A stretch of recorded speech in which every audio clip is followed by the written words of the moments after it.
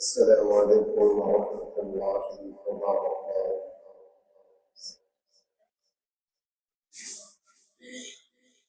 الحمد لله والصلاة والسلام على رسول الله وعلى آله وصحبه وسلم تسليما كثيرا كثيرا.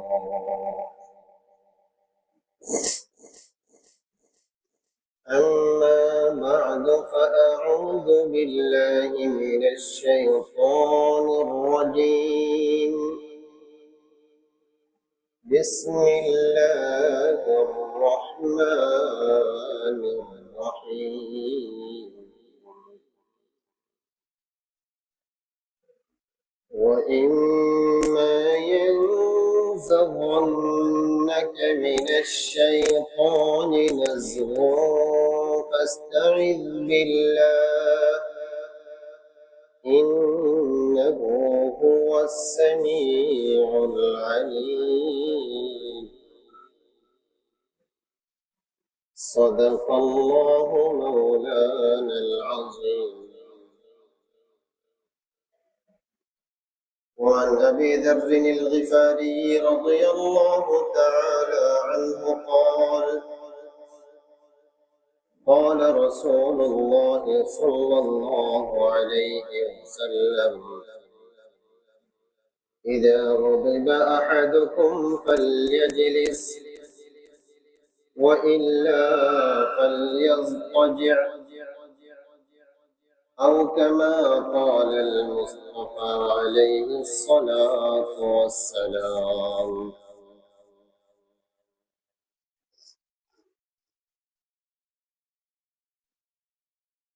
আজ 24 রবিউল সানি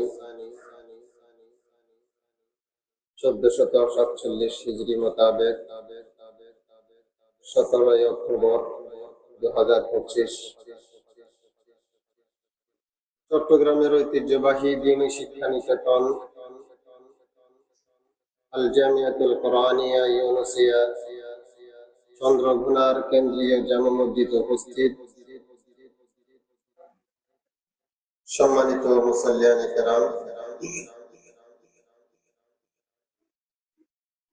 আমি অধম পবিত্র কোরআনের সূরা আরাফের 200 নম্বর আয়াতটি তেলাওয়াত করেছি এবং আবু দাউদ শরীফের একটি হাদিস পাঠ করেছি। আমরা গত আগের সপ্তাহে গুসা এবং রাগের ভয়াবহ পরিণতি, আমাদের আকাবিরিনরা কিভাবে রাগকে সংবরণ করেছিলেন তার কিছু কথা আলোকপাত করেছিলাম। আজকে আমরা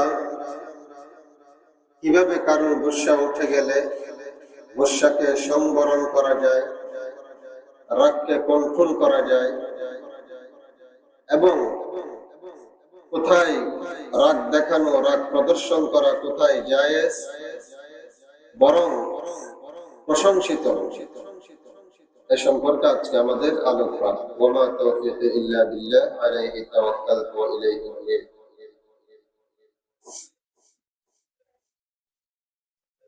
সম্মানিত মুসল্লিয়ানে কেরাম, গুসার নাম হচ্ছে কি, গুসার অপর নাম হচ্ছে কি জুলুম। যে রেগে গেল সে হেরে গেল, তার ভয়াবহ পরিণতি আমরা জেনেছি।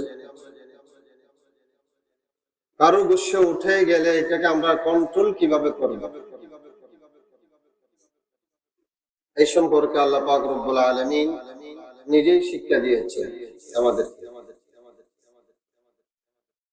সূরা আরাফের 200 নম্বর আয়াতে আল্লাহ পাক রব্বুল আলামিন বলেন: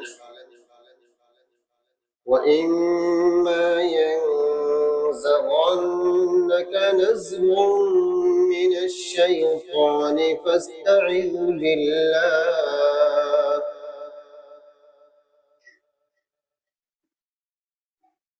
মানব সকল, যদি তোমাকে কোনো সময় শয়তানি কুমন্ত্রণা গ্রাস করে নেই, অর্থাৎ শয়তান কোন সময় যদি তোমাকে কোনো কুমন্ত্রণা দেয়, আসলে রাগগুলো হলো শয়তানের কুমন্ত্রণার কারণে, তখন তুমি ইস্তাইয বিল্লাহ, আল্লাহর কাছে আশ্রয় প্রার্থনা করো, অর্থাৎ সাথে সাথে তুমি আউযু বিল্লাহি মিনাশ শাইতানির রাজীম পড়ো। তাহলে আমাদের যদি কোনো কারণে কারো গুসা উঠেই যায়, আমাদের প্রথম করণীয় হবে আউযু বিল্লাহি মিনাশ শাইতানির রাজীম বেশি বেশি তেলাওয়াত করা। এর মাধ্যমে শয়তান পালাবে, শয়তান পালালে অটোমেটিক গুসা রাগ নিয়ন্ত্রণে চলে আসবে। এক নম্বর কৌশল। দুই নম্বর কৌশল, আবু দাউদ শরীফের হাদিসে হযরত আবু যার গিফারি রাদিয়াল্লাহু তাআলা আনহু থেকে বর্ণিত, প্রিয় নবী সাল্লাল্লাহু আলাইহি ওয়াসাল্লাম বলেন, ইযা গাদিবা আহাদুকুম ওয়া হুয়া কায়িমুন ফালইজলিস, যদি তোমাদের কেউ রাগান্বিত হয়ে যাও, যদি ওই সময় তুমি দাঁড়ানো থাকো, ফালইজলিস, বসে যাও, ওয়া ইল্লা ফালইয়াবতাজি, আর যদি দাঁড়ানো না থাকো, বসা থাকো, শুয়ে যাও। অর্থাৎ দুই নম্বর কৌশল হলো অবস্থার পরিবর্তন। যে যে অবস্থায় আছে ওই অবস্থা থেকে নিচু কোনো অবস্থায় চলে আসে। মানুষ সবচেয়ে বেশি শক্তি সম্পন্ন থাকে দাঁড়ানো অবস্থায়, দাঁড়ানো থাকলে একটু শক্তি কমাই দাও, বসে যাও। বসার চেয়ে বেশি দুর্বল থাকে শোয়া অবস্থায়, এই কারণে তুমি শক্তিহীন হয়ে যাও, তোমার নিম্ন অবস্থায় অবতরণ করো।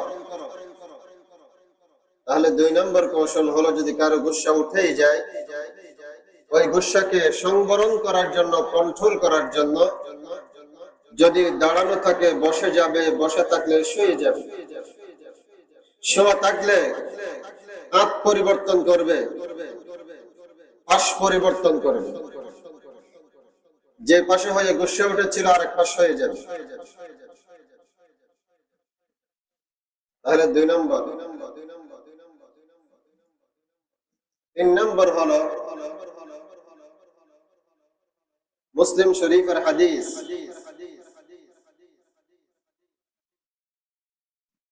হযরত আবু মাসউদ আল আনসারী রাদিয়াল্লাহু তাআলা আনহু থেকে বর্ণিত, তিনি বলেন, কুনতু আদরিবু গুলামান লি, আমি এক সময় আমার এক গোলামকে বেধড়ক প্রহার করছিলাম, মারছিলাম। ফাসামি'তু মিন খালফি সাওতান, হঠাৎ করে আমার পেছন থেকে একটা আওয়াজ শুনতে পেলাম, ই'লাম আবা মাসউদ লাল্লাহু আকদারু আলাইকা মিনকা আলাইহি, হে আবু মাসউদ, তুমি তাকে যেভাবে প্রহার করছো, তুমি তার উপর যে পরিমাণ শক্তিশালী, মনে রেখো তোমার আল্লাহ তোমার উপর আরো কোটি গুণ বেশি শক্তিশালী। ফালতাফাততু, এই আওয়াজটা শুনে আমি পেছনে ফিরে দেখলাম, ফাইজান হুয়া রাসূলুল্লাহ সাল্লাল্লাহু আলাইহি ওয়াসাল্লাম, দেখলাম এই কথাটা অন্য আর কেউ বলেননি, প্রিয় নবী সাল্লাল্লাহু আলাইহি ওয়াসাল্লামই বলেছেন। ফাকুলতু ইয়া রাসূলুল্লাহ ইন্নাহু হুররুন লিওয়াজহিল্লাহি আযজা ওয়া জাল্লা, ইয়া রাসূলুল্লাহ, আমি তাকে আল্লাহর ওয়াস্তে আমি তাকে আযাদ করে দিলাম। ফাকালা আমা লাউ লাম তাফআল লা লাফাহাতকা আন-নারু আও লামাসসাতকা আন-নারু, হে আবু মাসউদ, তুমি যদি আজকে তাকে আযাদ না করতে, তোমাকে জাহান্নামের দগ্ধ আগুনের শাস্তি ভোগ করতে হতো। এই মুসলিম শরীফের হাদিসের আলোকে আমরা তিন নম্বর কৌশল পেয়ে গেলাম, যদি কারো গুসা উঠেই যায়, স্বাভাবিকভাবে মানুষ গুসা দেখায় নিজের চেয়ে যারা একটু দুর্বল তাদের প্রতি, বড়দের প্রতি তার গুসা দেখাতেই পারে না।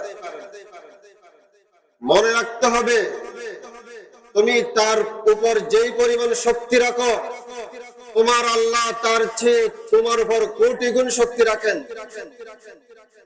তুমি তাকে একটা হালকা বিষয় নিয়ে যেভাবে বেধড়ক তাকে প্রহার শুরু করে দিলে, তাকে সীমা অতিক্রম করলে,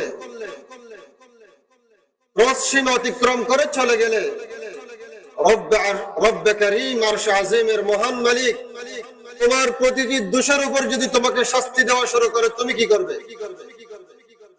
তোমার কি কোনো দোষ নাই? তুমি কি ফেরেশতা? তুমি কি নবী? সুতরাং 3 নম্বর কৌশল হলো, যদি গুসা উঠে গেলে, আমার শক্তির চেয়ে আমার আল্লাহর শক্তি কোটি গুণ বেশি, আর আমার আল্লাহ আমাকে প্রতিনিয়ত ক্ষমা করেই যাচ্ছেন। আল্লাহ যদি এত মহান শক্তিশালী হয় আমাকে ক্ষমা করতে পারলে, আমি কেন ক্ষমা করতে পারবো? এই কথাটা মনে করা। আমি যদি তাকে ধরাশয়ী করি, এর বিনিময়ে যদি আল্লাহ আমাকে ধরাশয়ী করতে শুরু করেন প্রতিটি অপরাধে, আমার কি অবস্থা হয়? এই কথাটা বাবা। তাহলে রাগ সংবরণের 3টা কৌশলের কথা বলা হলো। 1 নম্বর, আউযু বিল্লাহি মিনাশ শাইতানির রাজিম পড়া। 2 নম্বর, অবস্থার পরিবর্তন করা, অর্থাৎ শক্তি কমে যায় এমন অবস্থা অবলম্বন করা, গ্রহণ করা।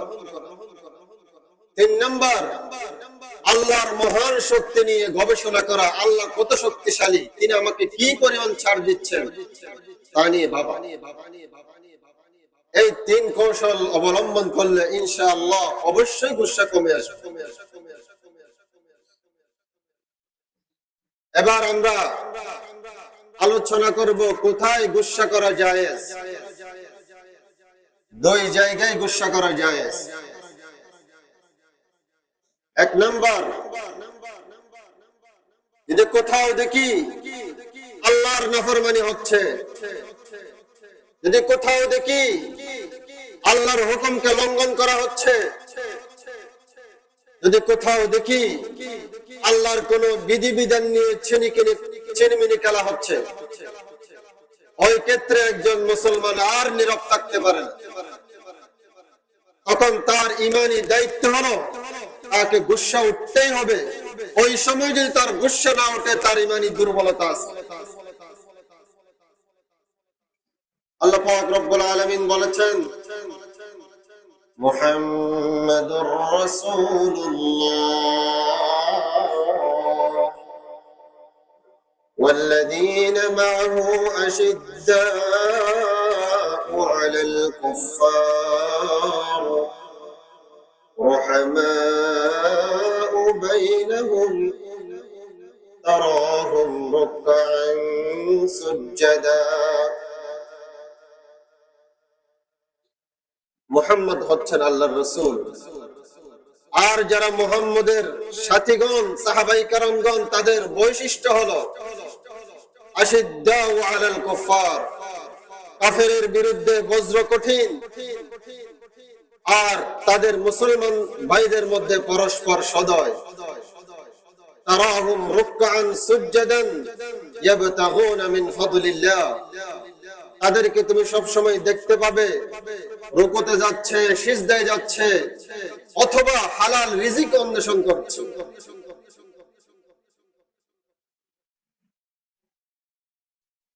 তাহলে গুসা যেখানে জায়েজ, 1 নম্বর হলো যেখানে আমরা দেখব আল্লাহর হুকুমকে লঙ্ঘন করা হচ্ছে। তবে এই ক্ষেত্রে মনে রাখবো, গুসা করব ভালো কথা, আমি আর আপনি কোন দেশের শাসক নয়। দেশের আইন আমি হাতে তুলে নিতে পারবো না। আমার সামর্থ্য মোতাবেক যতটুকু করা দরকার অতটুকুই করব। দেশের আইন হাতে তুলে নিয়ে তাকে আরেকটা করে ফেললাম, এইটুকু অধিকার শরীয়ত আমাদেরকে দেয়নি।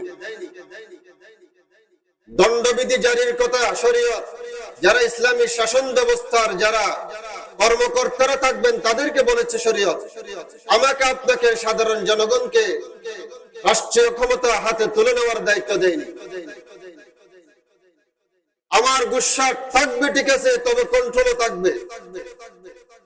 আমার সাধ্য মোতাবেক আমি প্রতিবাদ করব, তবে কানুনকে আইনকে নিজের হাতে তুলে নেব না।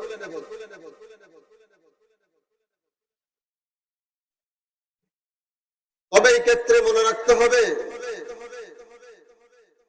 আমি যার বিরুদ্ধে গুসা দেখাচ্ছি তার সত্তা জাত, তার ব্যক্তির বিরুদ্ধে আমার কোনো গুসা নাই, তার কাজের বিরুদ্ধে গুসা। অর্থাৎ সে আল-ইয়াযু বিল্লাহ আল্লাহর কোরআন নিয়ে অবমাননা করলো, তার এই কাজের বিরুদ্ধে গুসা, এই নয় যে ওই ব্যক্তির বিরুদ্ধে গুসা। সুতরাং সে যদি হঠাৎ যদি তওবা ইস্তিগফার করে আজকে থেকে ভালো হয়ে যায়, তার বিরুদ্ধে আর কোনো গুসা নেই। হাদিসে প্রিয় নবী সাল্লাল্লাহু আলাইহি ওয়াসাল্লাম বলেছেন, মান আহাব্বা লিল্লাহি ওয়া আবগাদা লিল্লাহি ওয়া আ'তা লিল্লাহি ওয়া মানা'a লিল্লাহি ফাকাদ ইসতাকমালাল ঈমান। যে মুসলমানকে ভালোবাসবে আল্লাহর জন্য, তার প্রতি গুসা দেখাবে আল্লাহর জন্য, তাকে একটা টাকা দান করবে আল্লাহর জন্য, তাকে দান করা থেকে বিরত থাকবো আল্লাহকে খুশি করার জন্য। সুতরাং আমাদের গুসা হবে আল্লাহকে রাজি খুশি করার জন্য। আল্লাহকে রাজি খুশি করার যেসব গুসাগুলো হয়ে থাকে, এগুলো কোনো চোরকে নিয়ে কোনো গুসা নাই, তার চুরির উপর গুসা। সে যদি আজকে থেকে চুরি বাদ দিয়ে ভালো হয়ে যায়, তার সাথে আবার আর কোনো শত্রুতা নাই। আজকে সে হিন্দু, আজকে সে ইসরায়েলি বা আরেকটা যে মুসলমানদেরকে নিধন করছে, যাই করছে, আজকে যদি সে তওবা করে ভালো হয়ে যায়, তার ব্যক্তি সত্তার বিরুদ্ধে আমার কোনো গুসা নাই, তার কাজের বিরুদ্ধে আমার গুসা। আজকে থেকে সে আমার ভাই। আমরা যত গুসা দেখাবো একমাত্র আল্লাহর জন্যই দেখাবো। আসুন আমরা সিরাতের আলোকে বোঝার চেষ্টা করি কিভাবে আমাদের আকাবিরিন সাহাবায়ে কেরাম আল্লাহর জন্য গুসা দেখিয়েছেন।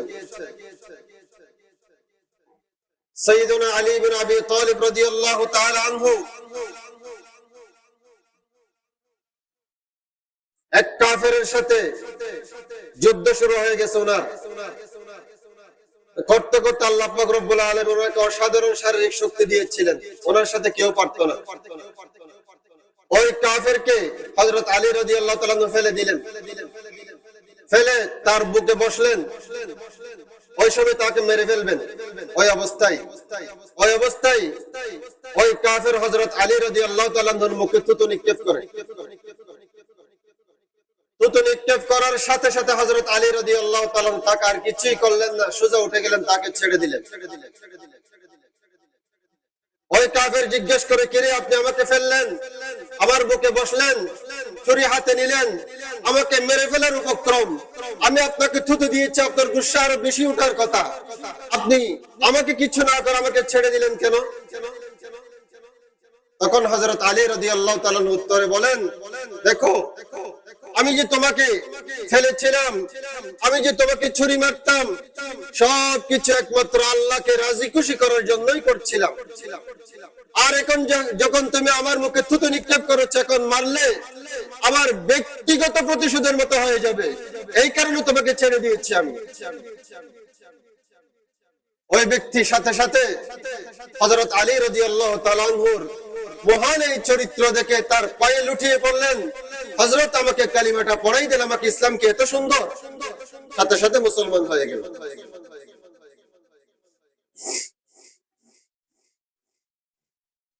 আমাদের আকাবিরিনদের মধ্যে খাজা নিজামউদ্দিন আউলিয়া রাহমাতুল্লাহি আলাইহি, ওনার নাম বেশ কম সবাই শুনেছে। অনেক বড় আল্লাহর ওলি ছিলেন, চিশতিয়া খানদানের অনেক বড় আল্লাহর ওলি থেকে একজন। আমাদের ভারত উপমহাদেশে ইসলাম প্রচারে ওনার অবদানকে অস্বীকার করার কোনো পথ নাই। শেখ খাজা নিজামউদ্দিন আউলিয়া রাহমাতুল্লাহি আলাইহি, ওনার যুগে আরেকজন বড় ফকিহ ছিলেন, ফকিহ জিয়াউদ্দিন রাহমাতুল্লাহি আলাইহি। ওনারা দুজনের মধ্যে একটু পারস্পরিক বিরোধ ছিল। ফকিহ জিয়াউদ্দিন রাহমাতুল্লাহি আলাইহি ছিলেন ওই যুগের সেরা গ্র্যান্ড মুফতি, আর খাজা নিজামুদ্দিন আউলিয়া রহমতুল্লাহ ছিলেন ওই যুগের সেরা পীর ও মুর্শিদ। দুজনের মধ্যে মনোমালিন্য। মনোমালিন্যতার কারণ ছিল খাজা নিজামুদ্দিন আউলিয়া রহমতুল্লাহ সামা জায়েজ মনে করতেন, আর ফকিহ জিয়াউদ্দিন রহমতুল্লাহ এটাকে বেদাত মনে করতেন। সামা মানে হচ্ছে কি, কিছু মানুষ একত্রিত হবে, সেখানে কিছু ইসলামী সঙ্গীত পরিবেশন করা হবে, আল্লাহর মুহাব্বতের বিভিন্ন ইশক মারফতের শের পড়া হবে। এগুলোর কারণে কতগুলো দিওয়ানা পাগল হয়ে যাবে, কিছু লাভ দিবে, কিছু অন্য হালত তারি হবে, এটাকে বলা হয় সামা। খাজা নিজামুদ্দিন আউলিয়া রাহমাতুল্লাহ আলাইহি মনে করতেন এর কারণে মানুষের ঈমানের মধ্যে নবায়ন হয়। এই সমস্ত আল্লাহর ইশক মারফতের শেরগুলো শুনলে মানুষের ঈমানের মধ্যে একটা তরতাজগি চলে আসে, এই কারণে তিনি এটাকে জায়েজ মনে করতেন। আর ফকিহ জিয়াউদ্দিন রাহমাতুল্লাহ আলাইহি মনে করতেন এটা তো আল্লাহ রাসূল করেন নাই। এই ধরনের নির্ধারিত প্যাকেজে এইভাবে কতগুলো শেরই পড়তে হবে, এটা কোথায় পাইছে? উনি এটাকে বেদাত মনে করতেন। দুইজনের মধ্যে একটা মতবিরোধ ছিল, কিন্তু তাদের মতবিরোধ গুলো ছিল লিল্লাহ।